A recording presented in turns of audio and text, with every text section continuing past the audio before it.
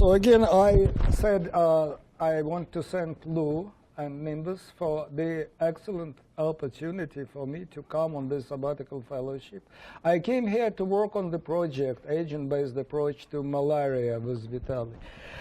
And my the collaborators I mentioned later. And since I came here, the whole ideas about this project also kept evolving. So I want to talk, yes, one of topics that I will talk is evolution of virulence. We're not there completely yet, but meanwhile, so this is still a work in progress, but what I will be able to show you is the methodology and tools that we developed toward this and other possible applications of this agent-based approach. Now, when we talk about evolution in host parasite systems, or evolution in general, this is evolutionary week, right?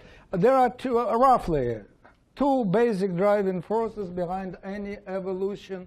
Number one, diversity, mutations, and other things that allow a particular species to, diversify, and then the forces of selection. In the context of parasite evolution, parasite, of course, a very interesting organism, one has to think of, to some extent, take into account of the ecology. And there are many similarities of what I'm going to talk about in the ecology also, of spread survival. And for parasites, again, it's maybe somewhat different from other ecological systems. It happens on two very distinct levels, within host level and population level. Somehow that should be accounted for. Then the questions, once again, how within such environment multiple parasite strains or traits can be maintained. What specifically, a question that somehow is important for what we're trying to do here is about the role of immunity in all these processes. Immunity is not the only important factor, but it is an important factor which wasn't often really, I will show, appreciated probably. Okay, now there are two different perspectives on this type of models or questions or studies. Theoretical, we are interested from evolutionary biology standpoint, since parasites are interesting system, parasites, already by looking at the way they spread, survive. But also practical, important practical public health perspective. When we talked about parasite, we would like to control them. And what are the big issues in trying to control parasites in whatever populations, human population, animal, plant, whatever. But the big issue often, let's say with human or animal populations, we treat them with drugs and they develop drug resistance. This is evolutionary process, selection. And therefore, in the context of public health, they often, when they discuss it, they talk about evolution-proof strategies. Can you develop maybe a strategy to prevent the evolution? So drug resistance is one such feature. Virulence is another interesting feature. Okay, some classical approaches to how people thought about selection, fitness and selection for parasites. And one of the first probably work based on more or less standard, and I guess familiar to most people here. Not long ago we heard Otto Dickman talking about it, SIR methodology. So the paper by Anderson May of '83, basically what they considered was the following: SIR system, but now with multiple strains. So these multiple eyes represent different population strata, each one carrying its own parasite strain. There is no, in their simple version, mixed population strata, since the assumption is that these parasites are exclusive. And the question that they ask within a system like this, so, and again, each of you like of these SIR branches has its own transmission parameter and recovery, plus additional losses that this eye strata may have parameter. And therefore, each of them has, again, one of the basic things in the infectious disease transmission, basic reproduction number. And one way to think of this number is a fitness parameter. Okay, so this fitness then is identified with individual strain, and the answer to this question then is the following, that you compute those basic reproduction number fitnesses, transmission over recovery plus virulence, and you ask about the competition. It's kind of competition model. Who wins this competition? And the answer is the most fit strain in terms of this basic reproduction number. Now, just looking very briefly at this relation, one thing it suggests that not necessarily virulence should be selected in a situation like this if you associate virulence with extra mortality. Well, if anything, it could be maybe some trade-off between other things, transmissibility, virulence, and other things. And at the end on, they may still be related. So anyway, this is a simple approach. What are other type of questions or models in the context of parasite revolution? The one that I just described you, this very simple Anderson-May system about fitness selection based on basic reproduction number. But there are also interesting questions which the people try to involve immunity. I will show it. I will talk a little bit more. Immune selection, and one of questions, again, I will describe of parasite structure in terms of genetic structure of parasite. And third one, also quite interesting question that people were thinking, discussing, studying, virulence selection. How could virulence be selected? And there is a connection, of course, between immunity. Okay, so again, on the population level, virulence represents excess mortality, but to understand it better, and I'll talk about it later, one really has to look at what happens within host level. And again, the models to answer, again, that was discussed. I'm not going to review all literature about the virulence selection.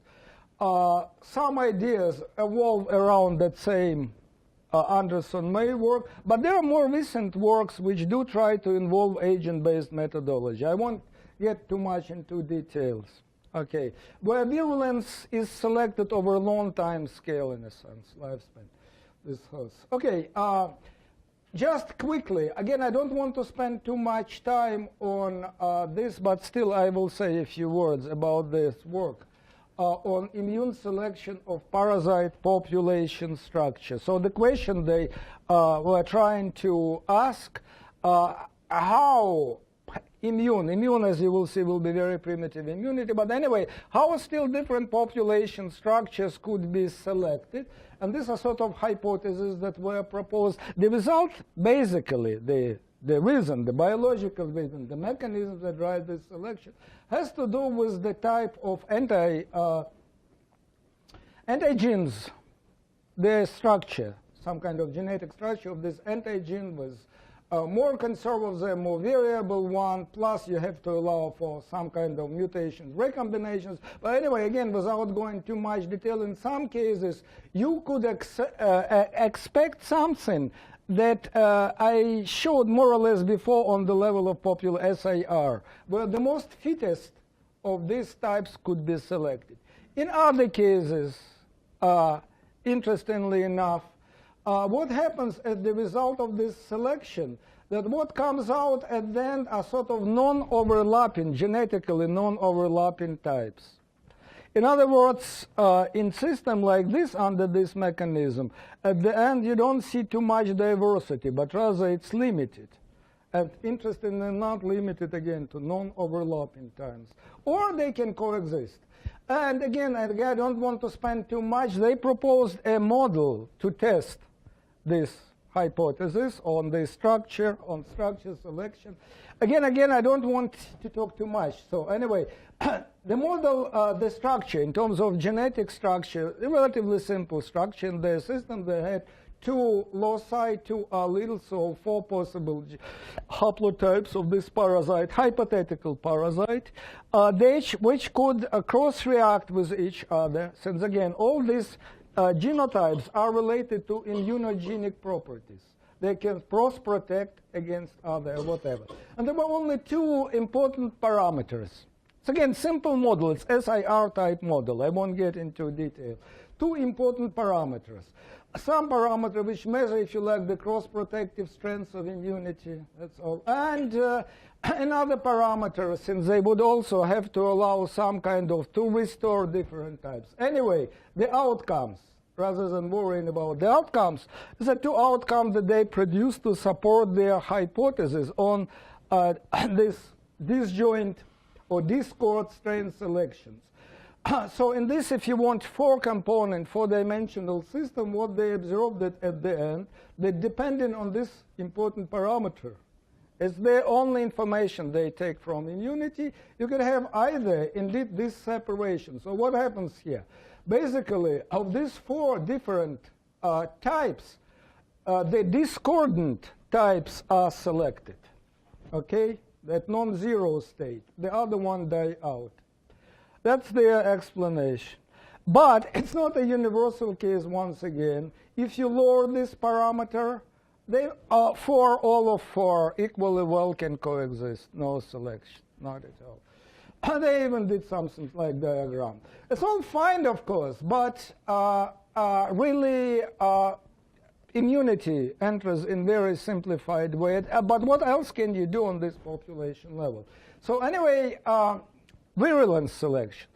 Remember, I had three different types of possible approaches to selection problem. What about virulence selection? And again, it's a topic that's been discussed by many different people. And this is if you want a conceptual view. Whatever measure of virulence you take, which need not necessarily be mortality, excess mortality, simple excess mortality of SIR, you have to weigh this virulence against some other benefits, if you want, that virulence can provide. What are these other benefits? For instance, being more virulent could make you more transmissible. Why not? Maybe you increase your densities within hosts, so already you have this sort of trade-off. Maybe being more virulent means that you are more persistent. Once again, another trade-off. Probability of this, lifetime reproductive. Anyway, and they try to speculate, this is recent review, on what are possible virulence advantages in host or semi-immune. One important question whenever we involve immunity is, of course, involve what is possible role of vaccine. And therefore, this is part of the discussion of possible effect of vaccine, connection between vaccines. So anyway, many things are possible. They just list some hypothetical possibilities. Well, maybe virulent means that you are more variable. In terms of parasites, I will talk a little bit about it, can change their antigenic properties. Higher variability could make you more variable. This is one of ways to evade immunity. Well, maybe virulent means that you would have also, once again, higher growth rate, some other beneficial phenotypes, whatever it is. And then, again, they speculated how possibly virulent strains could be selected in those vaccinated hosts. And again, they're focusing on the issue of could vaccine help to select for virulent. Well, they are maybe better protected against naive population in some sense, which provides, if you want, fitness cost to virulent strains.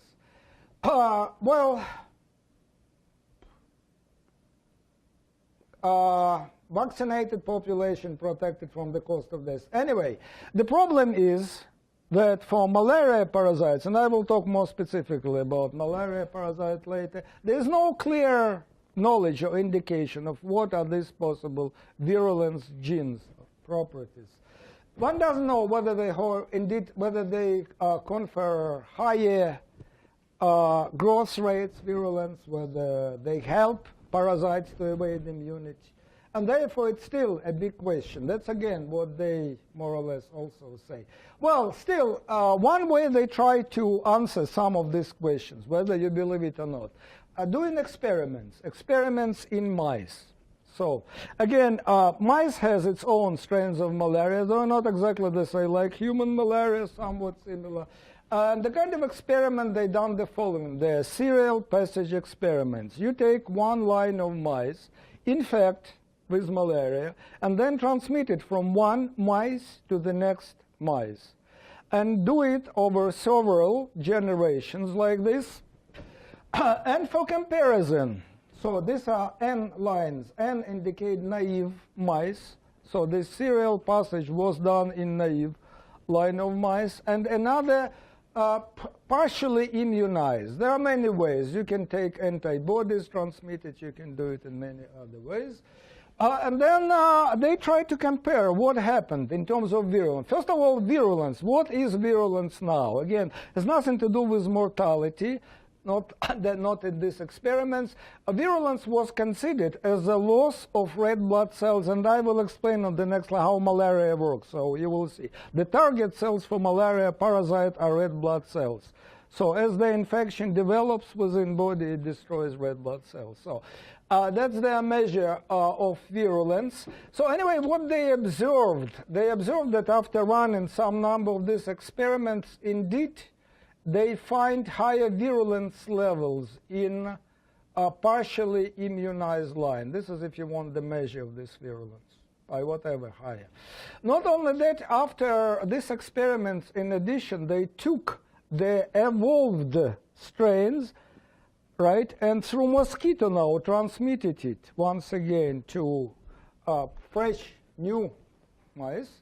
Again, N and Y, and they observed that this virulence pattern, which is developed in the serial passage, would still be maintained even after mosquito transmission.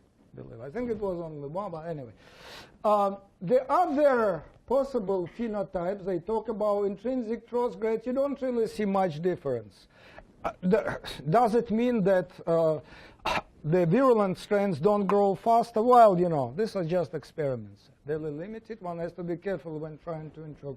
And these phenotypes, I won't get to details, but it has to do something with immunogenic properties, hygienic properties. So anyway, I would say they are not very conclusive. Now, about malaria. I don't know if all here, so just very briefly, maybe to remind people. Many people already know something. What is the malaria? The life cycle.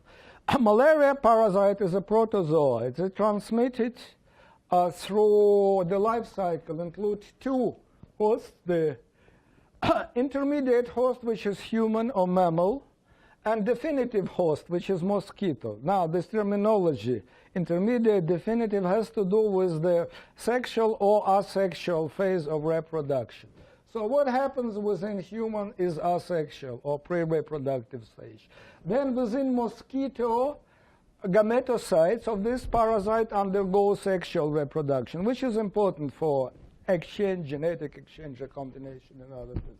Now, but within host, it's again very important, human host, that's what happens. The mosquito, infected mosquito, inject one stage. Oh yes, parasite undergoes multiple stages. And you have again to somehow think a little bit how adaptive are these parasites. I mean, to be able to adapt to so different environments and survive. And still, even within human host, multiple stages. What is injected are sporozoids. They're all asexual stages. Anyway, they first go to liver, where they spend about 10 days, couple weeks. They infect liver cells and make large number. We're talking about 10, 20, 30,000 copies of the next stage. They burst this cell and release this next stage. This is very important in terms of symptoms and other things of malaria. Life cells, they're called merozoids. So what these merozoids do, they invade red blood cells, make some number of copies, 5, 10, whatever, an average number of copies. And after roughly 2 or 3 days, there are different periods for different strains, they burst red blood cell, they release these merozoids, and these released merozoids to repeat this cycle. Okay, clearly if the cycle would be allowed to continue like this, in a few days you will lose all your red blood cells. Not much will be left exponentially. So of course at some point immunity turns in, and as with many other diseases. But anyway, meanwhile, some of them switch once again their phenotype, the stage, into these pre-reproductive gametocyte cells. The cells, gametocytes, don't reproduce. They just circulate with your blood, and they wait to be picked by another mosquito. Okay, so that's the cycle. That's what happens to this parasite. Next thing interesting, of course, to ask what happens now within host. It could be mice, it could be human. This interesting data that I'm showing you is so-called malaria therapy data. And malaria therapy doesn't mean that you try to treat malaria. It's something different. You want to use malaria to treat something else. It was proposed back in 20s as a way to treat a pre-antibiotic age. So malaria was proposed as a treatment for other bad disease, syphilis, neurosyphilis. Didn't work particularly well, but it allowed, the idea was that malaria, as you can imagine, as it plays its cycle within host, creates this high fever. And fever is harmful to many other microorganisms, bacteria and other things. So that was the idea. Oh, number one, and another thing, why this therapy was considered safe, they had for a long time anti-malarial drugs. So the idea was that if something goes wrong, you can always give anti-malarial and stop your treatment. Okay, but it created a unique data set. Unique data set, since you don't do experiment on people, usually mice, if anything, but these are real human data. So basically what they show different histories, several histories, how long this history lasts, and this is log parasitemia. For malaria, it's usually measured as number of parasites per microliter of blood. Okay, so basically what you observe, for one thing, this very zigzags up, down, on odd even days. I won't talk much about it, but anyway, but overall what you see is this wave of parasitemia. And in the first case, it's relatively short duration. So in 8 days, roughly, this patient host was cured. It's the end of the story. Though other history would look like this, much longer, also has somewhat the first primary variant is like the second one. And even more interesting, and this is not the longest history, there were much longer history. Well, malaria lasted over a very long time, 100 days more plus.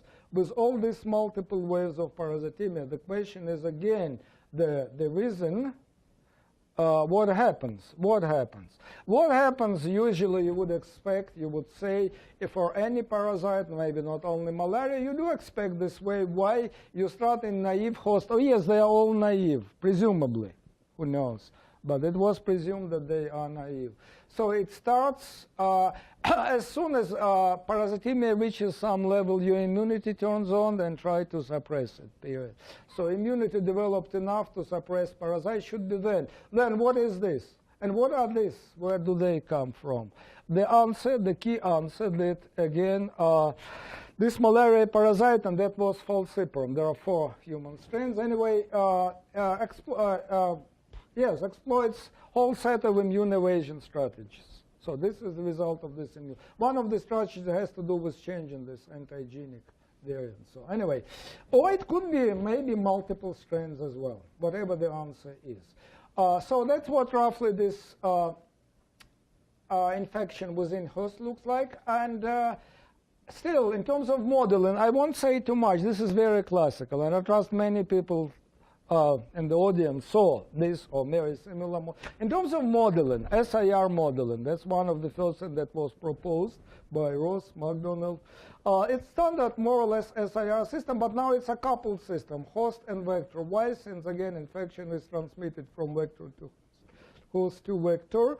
The whole thing, the equations, again, well familiar. I won't go over them. There are important parameters, since I'm going to say a few words later about it, which are involved in this system, which involves the average number of mosquito per host, biting rate, mortality, latency period for mosquito, human infectivity, 2 very important parameters, mosquito infectivity. The end result, you can analyze this system, you can do your math or algebra, and you come up with this basic reproduction number, similar to more simple SIR type system. So again, that's what it includes, these parameters.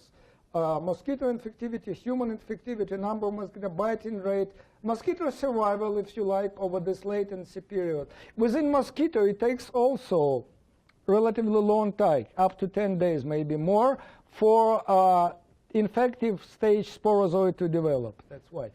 Anyway, and the number is still, interestingly enough, widely used when people try to do something about malaria prediction control. And the point is that with SIR, you can't really go too much, especially if you want to raise and answer questions like this. Selection processes. The immunity is clearly grossly oversimplified. For one thing, what does it mean, SIR? Strictly speaking, it means that I am fully susceptible, infected in some way, or immune. You cannot be immune, as you will see later, to malaria. Anyway, crude, grossly oversimplified. And again, evolution selection, you can do it the way Anderson made, but again, you won't go too far with it. And definitely not with virulence. So anyway, alternative, that's what I want, I mean, no, maybe not the only one, but still to propose. Agent-based approach. So how this agent-based approach works? What we want to do? No more SIR, agents. Well, one thing, again, when you talk about agent-based approach, you have two parts of your modeling, two levels. Number one, you have to propose what happens within host part, and then somehow you have to couple all these hosts into community. My ABC stands for agent-based community of these agents. So how we propose again to do it on within host level, single host. The basic variables that are involved, quantities, are target cell population. You have to account for this. By the way, not many models, almost probably know that I know, try to account for it. Parasite population, and whatever way you want to represent your immunity. In the simple way, think as a single immune effector, something that clear, something which is a proxy of antibody levels, antibody specificity, and all other many parts that are involved. What processes you want to represent on your agent within host model? Well, resource depletion, clearly, that's what malaria does. It destroys red blood cells. Gross parasite, gross proliferation, and immune stimulation and clearing. Okay, model, simple model. We'll start, simple. Simple, I mean, at the moment, it's one single parasite strain, but I want to put all this mechanism. So what these equations would look like. And in fact, I take even simpler version. There is no target cells here, notice. It's only parasite population Y and immune effector U. What's though, oh yes, and prime, sorry, I have to say right away. What are you going to see today? Everything will be in discrete time. So this is not a derivative, which is next time step. Why we do it discrete way? Many reasons. Technical reasons, computational, but also somewhat natural for malaria, since the process goes in time steps, cycles, replication cycles today. So that's the meaning of this prime. And then basically what happens, parasite can proliferate. This is proliferation. Some are greater than one. How many copies each of them will make over the cycle. That's how they will be cleared by immunity. Okay.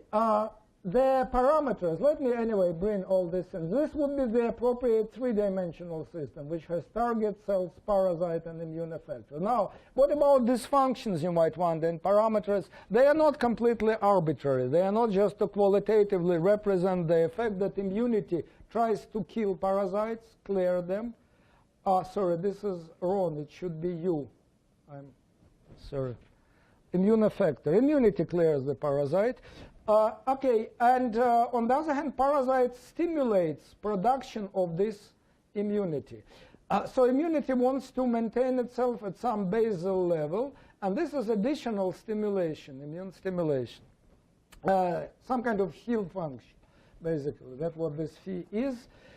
So the pattern itself, you may say qualitatively, is like predator-prey type of thing. So basically what happens, Y is like prey and U is like predator. Predator is stimulated by prey and clears, kills it. That's the pattern. And again, the only thing that I can tell you that functions are not completely arbitrary. They in some way can be derived. This is the proper form to do it. And the important parameters that involve proliferation rate, this invasion process represented in this form, or the invasion, by the way, depends on how many new copies are made of merozoites relative to what you have in terms of the available red blood cell. This is just to maintain some normal equilibrium level of red blood cells. The same here. This linear term would maintain normal basal level of immunity. And that's it. This is how immunity clears parasite. There are two parameters, maximal clearance C and so-called affinity. Later on will come from multi-strain system cross-reaction. OK, so how these systems are not terribly complicated, two-dimensional, three-dimensional.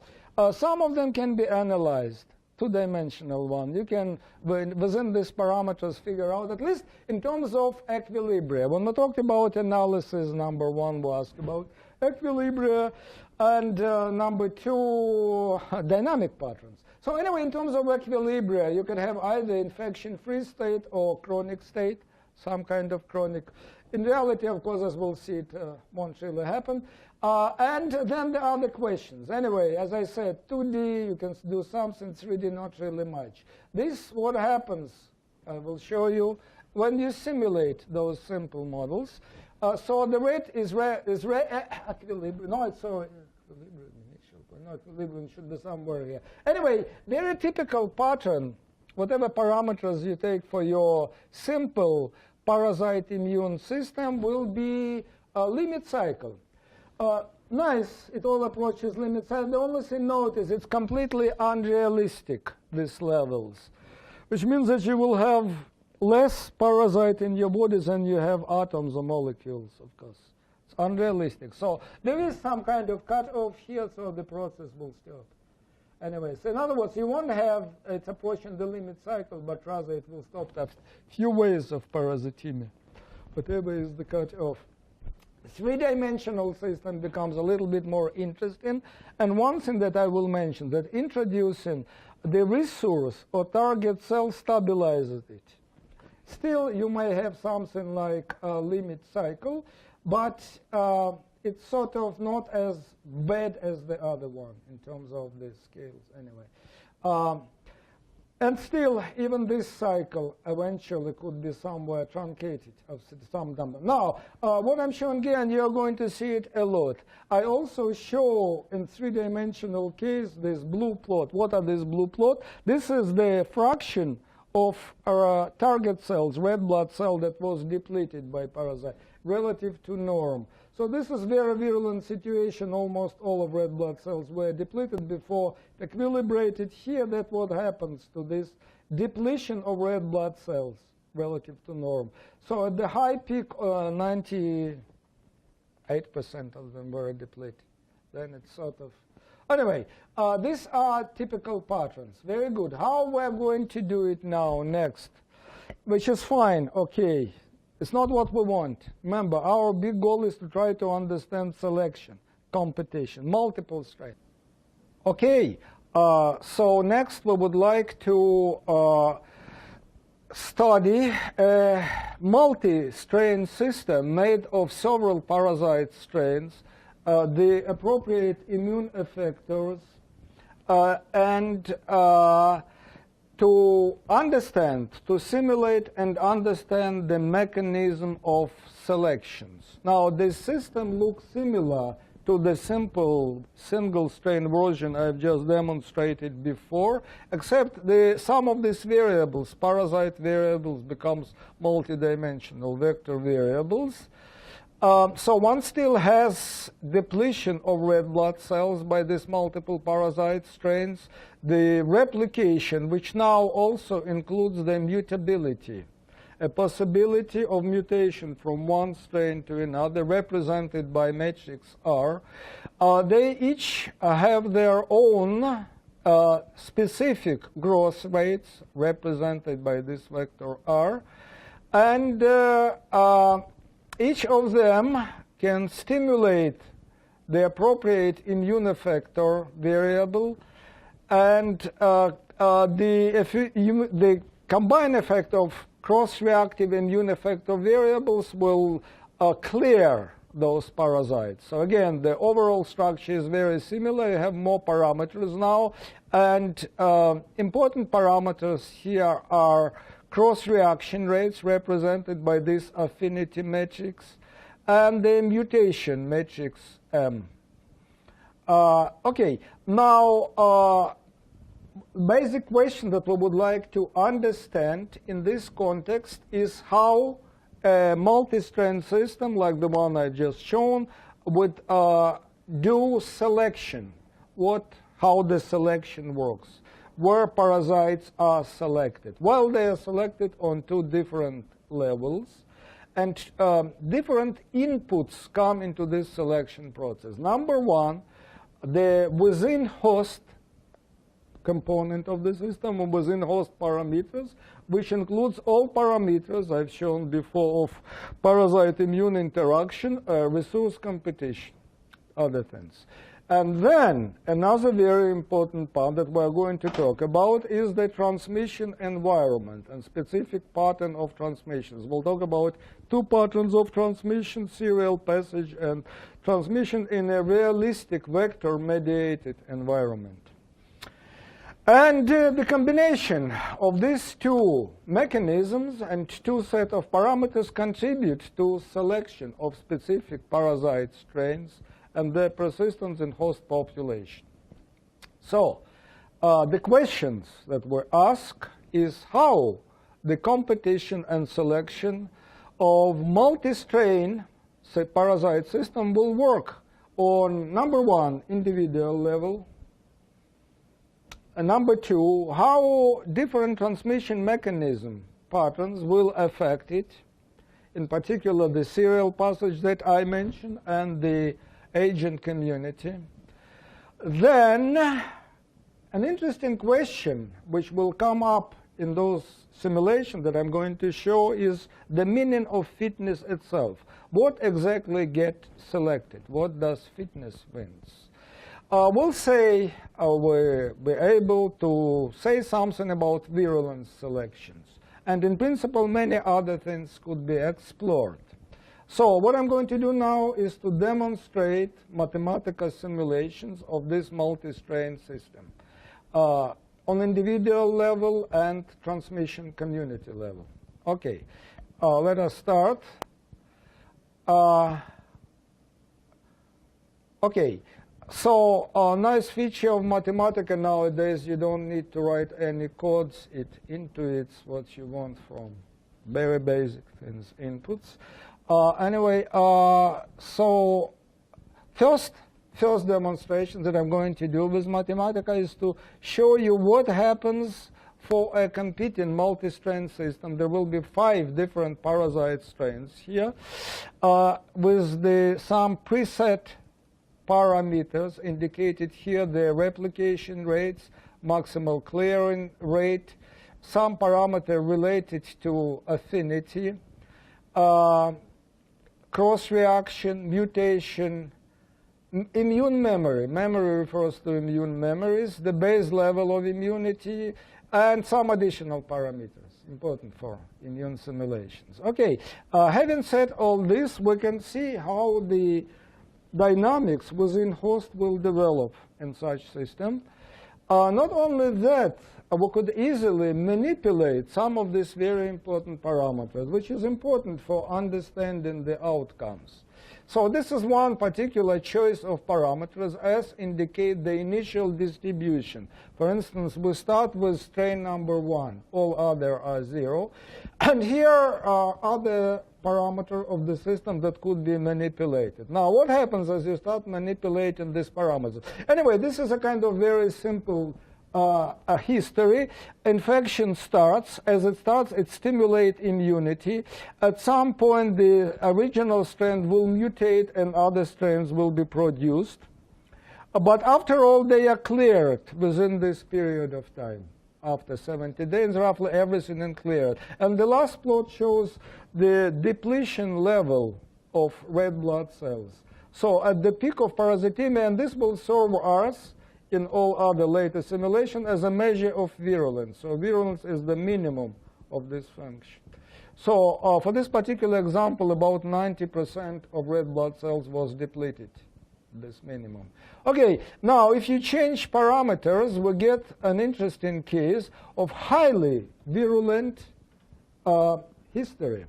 So what happens now? We still, by the way, start primarily with number 1, a little bit of number 2, but some other parameters have changed. This regulation parameter, parasite immune regulation parameter. And then what happens? After the first wave, primary wave of parasitemia, what comes out is, through mutation processes, the second wave, very virulent wave. Virulence, since almost 99% of red blood cells was depleted at this peak. Okay, and then interestingly enough, and I will make point of it, at the moment we made cross-reaction of these 5 strains 0. They are sort of like more or less independent, at least as far as cross-reaction is concerned. Okay, but if you only slightly change, and again, the only change, if you notice, is a slight change of this cross-reactivity, immune cross-reactivity. What happens now is a dramatic change of what you've seen before. The history becomes very benign. Virulence, remember, from 99% now dropped to maybe 5% less at the peak. The pattern overall is still similar. You have primary wave and the secondary wave produced by different strains. Interesting result, and yet another example just to demonstrate by changing these parameters what you can get very long histories as well. Now, what is the significance and meaning of these long histories? That if these 5 strains were completely independent strains, non-interacting, each of them by itself would produce its single wave of parasitemia and would be cleared in finite time. Now, what happens? As this competing family of multiple strains interact in a competitive way, they extend their fitness. So fitness, at least one interesting conclusion, is not an individual property of this strain, but somehow their collective behavior. Anyway, the conclusions are drawn here. Number 1 that we saw from our simple simulation, that the transition from virulent to benign is highly sensitive to some within host system parameters like cross-reaction and mutability. Long histories, I could demonstrate it, themselves are very sensitive to some of these parameters. If I change, for instance, slightly this cross-reaction, once again, from very long history, which somehow a result of some kind of collective behavior, it becomes once again very short. Okay, let us move on to transmission. And I will start with a simple simulating serial passage experiment. So what happens in this serial passage experiment? Infection is transmitted from one host, naive host. The infection itself is taken at some particular day. That's what is usually goes on in experiment, mice experiment. They will have the whole line of these mice. They infect them. And let's say on day 10, they will collect what is developed within mice and transmit it to the next mice. Okay, that's the idea of serial passage. So you can think of this passage day as some kind of frequency of transmission, how often you transmit it. And again, a typical sort of history and different choices. And we're going to see what happens. What is the effect? The important effect is that in the long run, everything could affect a distribution and selection of strains in passage experiments. And from mathematical standpoint, one can think of this passage experiment as a map from the initial distribution, whatever distribution of parasite strains you have at the start, to what will develop at a particular day. So one very similar to the idea of a generation map, which they often use in biological systems. And here are the results. The results. So again, we take a family of naive, string of naive hosts, and run a serial passage experiment over 10, 12 generations, starting with strain number 1, which we think is a benign strain, number 1. And each point here represents what will happen on the one-time step after one serial passage. So looking at this history, you see right away that after 12 generations, even well before, the strain distribution goes into fixation, something that happens very often. Your system, which you may start not necessarily in this fixed state, will end up in this state. So this is the resultant distributions. As you can see in this resultant distribution, they are distributed more or less according to their growth rate. If you think of this as the virulence, this is higher growing, more virulent, and so forth. That's the resultant distribution. Interestingly, if you do the same experiment under the same within host parameters, but doing your passage on day 20, what you observe now is fixation, but at levels which are more or less equal, similar for all 5, no advantage. And if you do it even later, on day 30, the fixation happens now, except now the order is reversed. So now, what becomes beneficial is the first least virulent strain. So anyway, this is one feature to take from the example that outcomes of competition depend on transmission frequency in this serial passage. Okay, again, that just shows you what happens to the distribution of strains once again. At 10-day passage, 5 is definitely winning sort of this competition. That's how they are distributed. And at 30, it's now number 1. Some conclusions, again, that we can draw. That in many examples, all examples, you can start changing your parameter. There will be this fixation, but the patterns themselves don't say us anything specific about transmission. About selection, selection. I will skip other and I will go straight to different, much more realistic in a sense, transmission system. When we don't do it in lab with mice, but something that happens in any real environment. Vector-mediated transmission, mosquito transmission. So for this mosquito transmission, we have our other set of agents, human agents, if you like, and mosquito agents. Again, with mosquito agents, there are so many mosquitoes, but not all of them are relevant.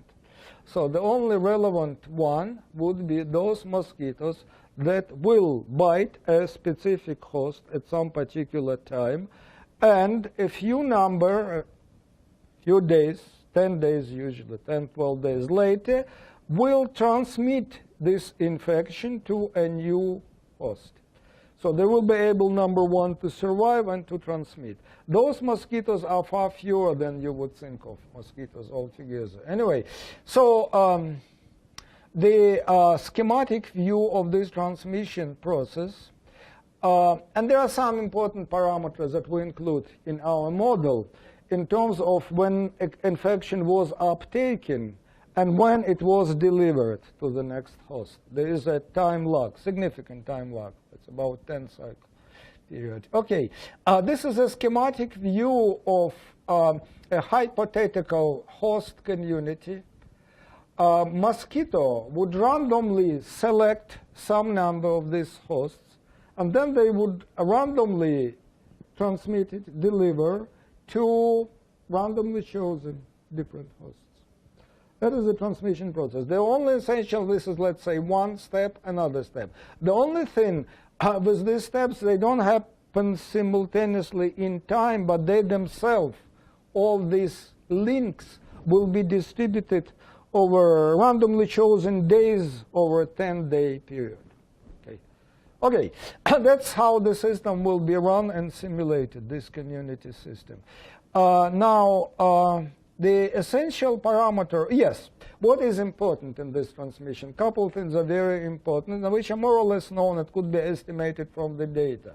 Namely, not necessarily when mosquito will bite this host, this particular host, it will get its infection. Why? It depends on how infective this particular host was at a given time. So it itself depends on parasitemia level of this host at any given time.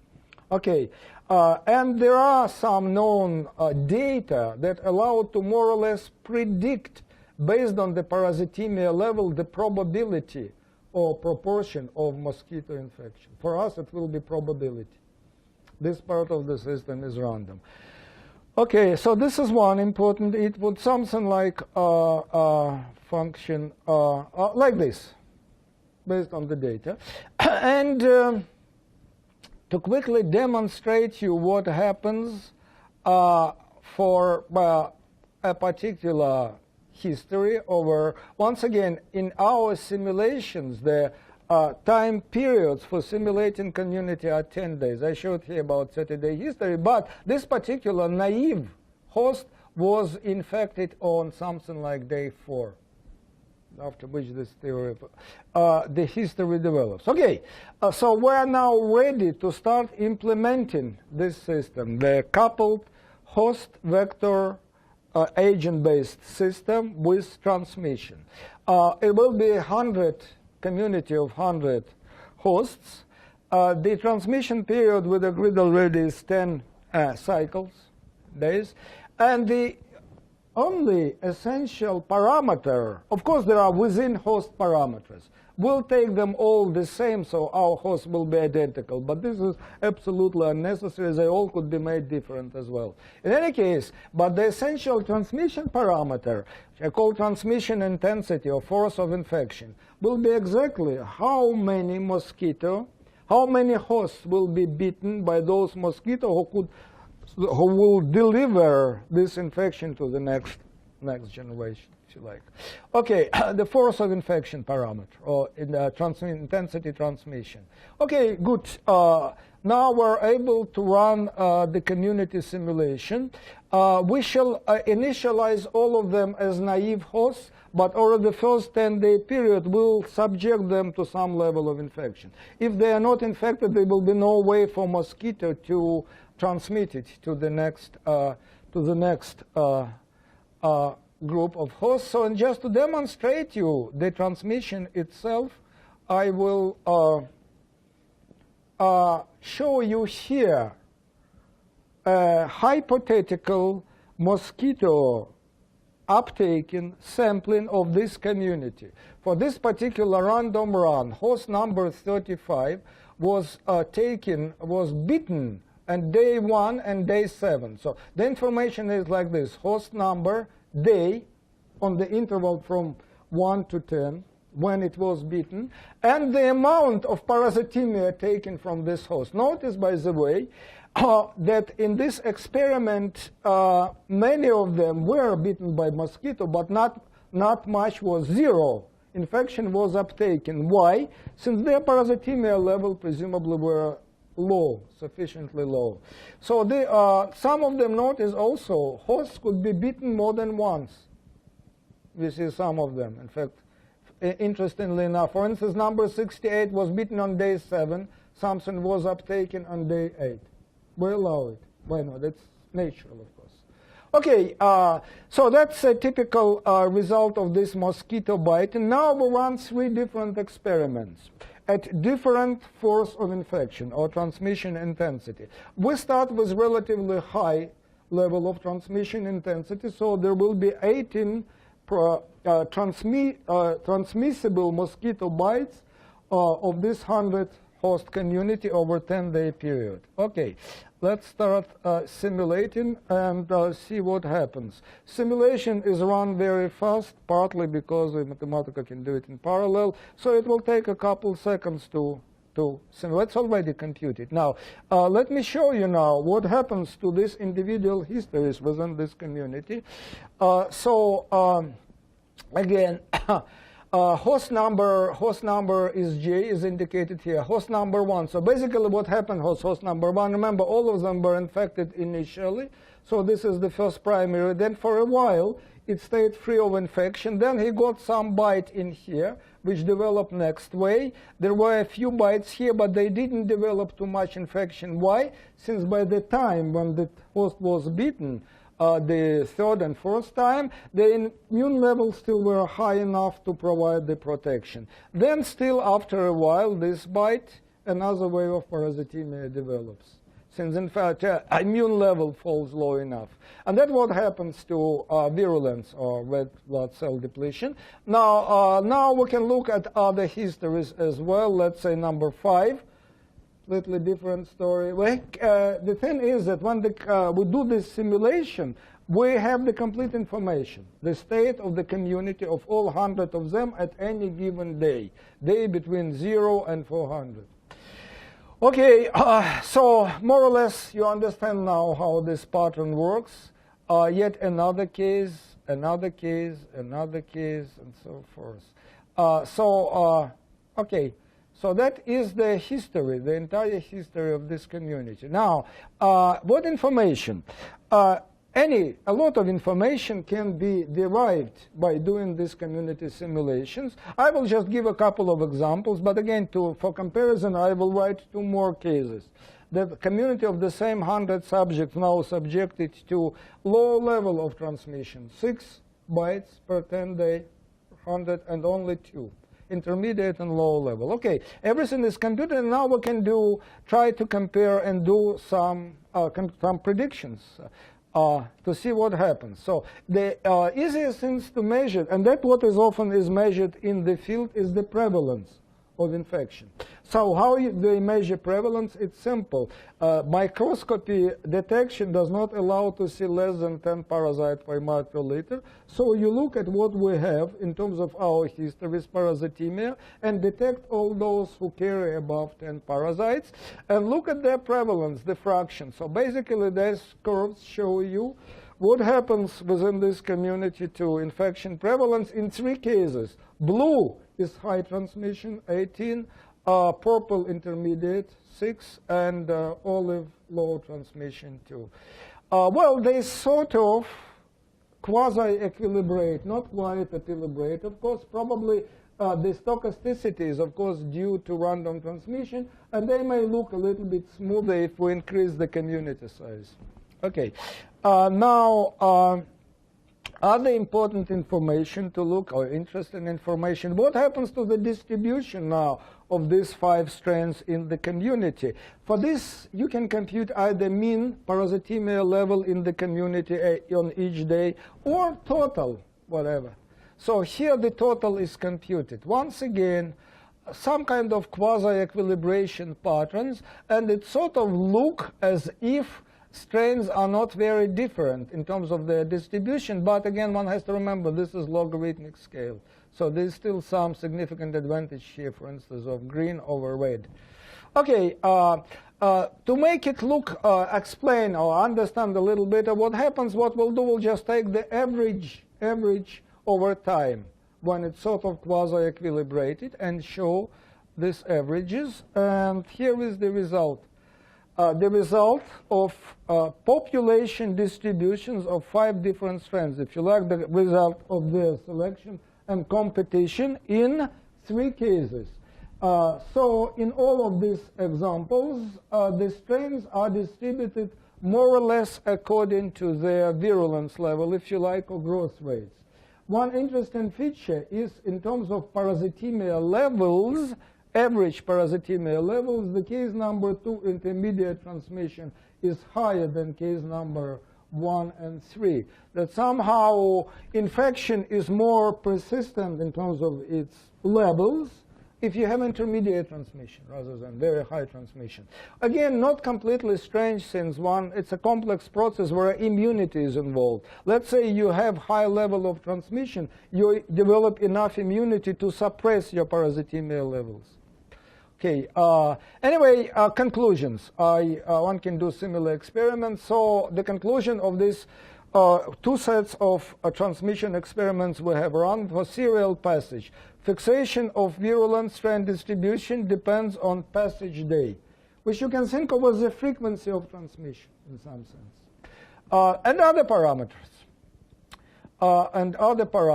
And vaccine would typically, I haven't mentioned it, but I will just say, if you do vaccination in terms of increasing basal level of immune effector in this subject and do the same serial experiment, vaccine would only lower virulence. So whatever was observed in mice experiment of it is not yet confirmed by these models. May need other models. Now, another case, fully coupled agent-based transmission community, what we observed that still in all cases, more virulent strains are favored, that still the patterns and the abundance of parasite depends on the transmission, the force of infection or transmission intensity. And interestingly enough, intermediate has the highest rate of transmission. What else?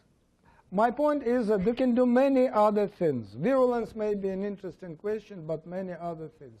And one of them that I want to look at now is a basic reproduction number. That's sort of, people believe in all epidemiological models and this magic number that presumably tells you everything, that if this number is greater than 1, you expect endemic infection. If it's less than 1, it should be eradication. And sometimes it's even used to try to do some predictions for control. For instance, drug treatment will clearly increase this so it will lower this number the same way as you do with mosquito. Well, my question that I ask, are this really valid prediction? Is this parameter relevant? And my point is that I can now answer this question using our communities. So how we're going to do? Since we can measure everything in our communities, we can measure, for instance, the infective state. And what I take as infective state or duration is based on this diagnostics. Something that has above 10 is, and I measure average interval of infection. Can do it in my sim. Unfortunately, I didn't show you this histories, but anyway. The histories, as you can imagine, of this individual host go up and down, okay, depending. Anyway, you can measure other things, like infectivity. Remember these two parameters, A, B. B, for simplicity, I will assume equal 1, since it corresponds really to how much you are how much blocking immunity you can have against mosquito bite. But this, since is something that we can measure. Human infectivity to mosquito, since in our scheme we have function which represent. So again, we can do it. We can measure it. So we can measure everything, and then we can compute basic reproduction number. And these are the results in all 3 cases, those 3 communities that I just simulated. You ask, this is not 2 per, this is 2 per 100 anyway, my intensity of transmission. 2 per 100, 6 per 100, 18 per 100. Okay, other parameters estimated from simulations, from community simulations. Basic reproduction numbers, look very carefully at these numbers. Not only they are above 1, they are very much below 1. Very much below 1. In any SIR type system, they cannot sustain infection. And on the other hand, as I've shown you before, the system is perfectly able to sustain this infection. One thing, important conclusion of this is that when you try to base your prediction for control or something on this basic reproduction number, you may be grossly optimistic. Infection could be sustained, as you've just seen, at very low, what you would call, by all your definitions, basic. You can still multiply it by something. I didn't include omega, biting rate, but biting rate is not a big deal. Let's say mosquito on average bite 2 or 3 times, it would still make little difference here. Understand? Okay, so anyway, something interesting that comes. And very quickly, since I have to finish, this type of things we can also do now for genetically structured. What I've shown you before was unstructured competition. Several multi-strain competition on individual level or population level. You can have everything structured based on genes, loci, alleles, with different properties, some responsible for growth, immunogenic, some other things. Just to quickly demonstrate you some results, one can still simulate it, one can still produce all these patterns. What we have not found yet, yes, and one can still done this part to do serial passage experiment. What happens now, unlike previous case though, we do have now clear selection. What exactly gets selected? So I will show it and we'll finish. What will get accepted? Basically, you have two groups now of these two strain groups. One of them, let me call them benign, have slower growth rates. The other group have higher growth rates, plus whatever immunogenic and other parameters. So again, you run your serial experiments, some number, 30 passages. You start with the benign group, and the end result, you see what is selected. It's like more or less in Gupta case. Selected is virulent group. Okay. Well, when you make this growth rate closer, it's still virulent. When they are equal, the result now is exclusive, either one or the other, depending on some other conditions or other parameters. Okay, anyway, conclusions. So I guess I have to finish. Well, agent-based approach, as I don't know if I convinced you, opens many possibilities to study and understand such systems, complex, I don't know what you want to call them. Complex, simple, but anyway, they can also allow you to do, which we, again, I gave some examples, to study problem of evolution and selection. But equally important, this agent-based system would have many other uses, and including problems of prediction and control. And the last one I should really remove. I wasn't able to show you about this technology. So anyway, my collaborators on this project, my previous projects and the current one. Thank you. Given the time, let's take maybe one question.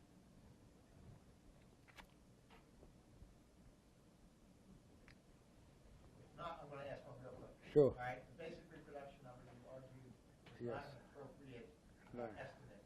Is that because of stochasticity in the age-based model?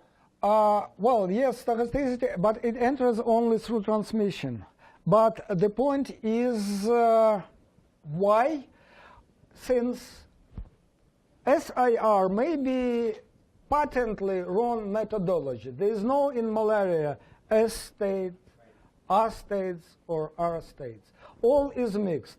When are you protected against malaria, what you would call immune? As long as your immunity stays high. But we do allow for the loss of immunity. But even if you try to include this measure, it won't still help you too much, since somehow it's not only one number that is wrong, but maybe the whole methodology is not appropriate. It's the quick answer. All right, thanks. Can I say something to that? Yes. There are some studies which kind of show how it's going to be different alpha agents, and there's a threshold when are those less than one, and you can still err. Probably within population models you may have something like this. I don't know. It depends. But once again, what I want to stress here, by whatever measures you do it, these numbers are way, way below 1. Period. So. Thank you.